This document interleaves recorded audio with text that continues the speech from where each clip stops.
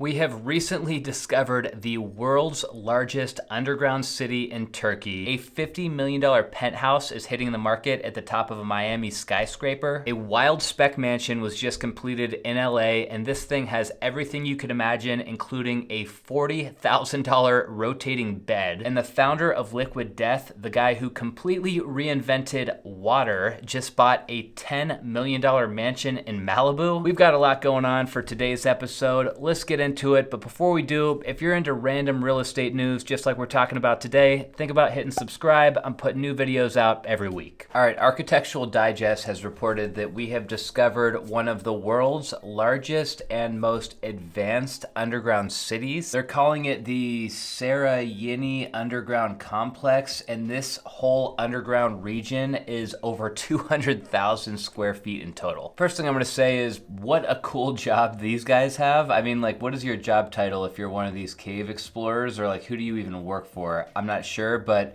pretty awesome that they get to basically just crawl around this cave, scout it, explore it. I'm sure it's a little dangerous too, but I bet you for the most part it's fun. They're saying that this is a network of tunnels beneath Turkey, which once housed thousands of residents who are seeking refuge from invaders. And apparently Turkey is known for its underground cities. I did not know that. They're saying that this particular set of caves is probably the largest and most advanced underground city that's been discovered ever. I guess excavation here at this underground city has already been happening for a couple of years. It's going to carry on for a few more years, and they're trying to figure out exactly what all these underground cities were used for and whether or not they're interconnected. Pretty cool. So we've got super tall skyscrapers in Miami now, which I guess that detail itself isn't necessarily news, but what is news is the price point of these things. We've got a condo that's going for $50 million in the Waldorf Astoria building. We've talked about super tall skyscrapers before. It's kind of a funny name, but a super tall is considered a skyscraper that has a height between basically 300 and 600 meters.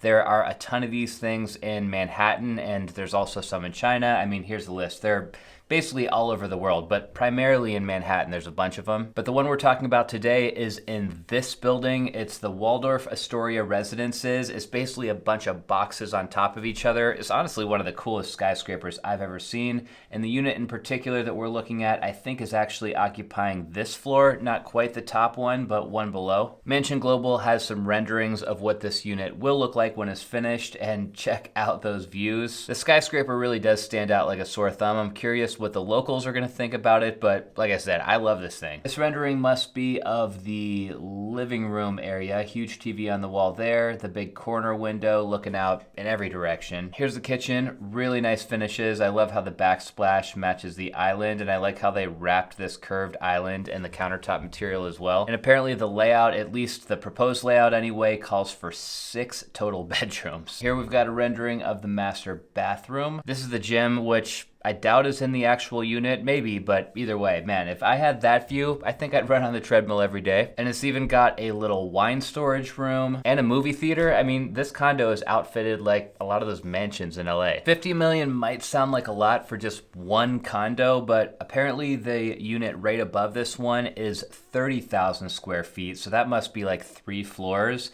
And they're not saying exactly how much that one's under contract for, but it's got a value of somewhere around 90 million. At least that's what their estimate is in this article. If that top unit sold for 90 million and then this other unit we just looked at sells for 50 million, these are some huge price points. The last time a condo sold in Miami area that was up in this price range was for 60 million, and that was way back in 2015. Okay, next up we have this futuristic mansion with a hidden nightclub and a $40,000 rotating bed that just listed for 38 million in LA. I'm not gonna lie, guys, I considered just dedicating an entire video just to this house because it's pretty incredible. Let's check it out. So before we go over to the Zillow listing, just look at this. So they're describing this place as a retro futuristic project.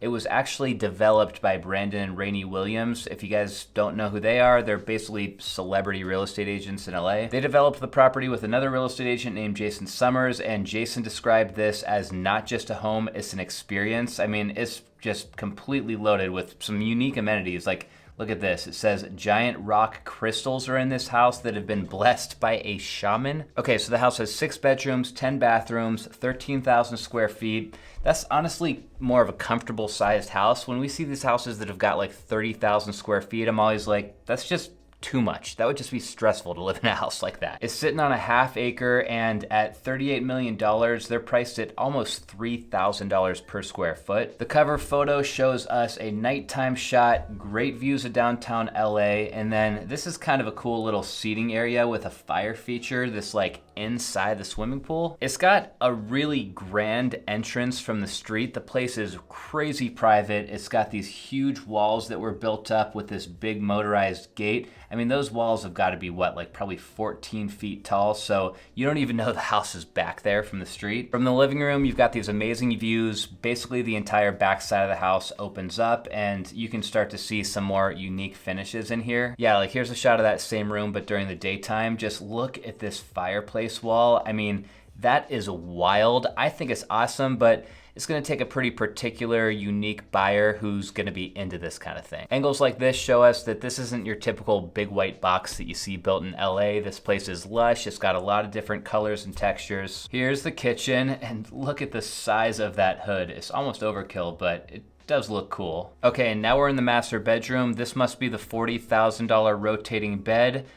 That's another feature that I think is a little bit weird, you guys, but you've got the bed that's looking basically out this direction towards the views, or I guess if you feel like it, you can rotate it around and look back at the fireplace wall or whatever. Oh, that's cool. You got a TV that pops down from the ceiling. And then here's the master bath, a bunch more of that green stone. What is that? Is that like jade or something? Let's see real quick. So jade stone. Yeah, check it out. I think maybe that is jade, or maybe I'm tripping out here. You guys let me know if I'm off. I didn't see it in the listing description, but I think that's jade we're looking at on all those walls.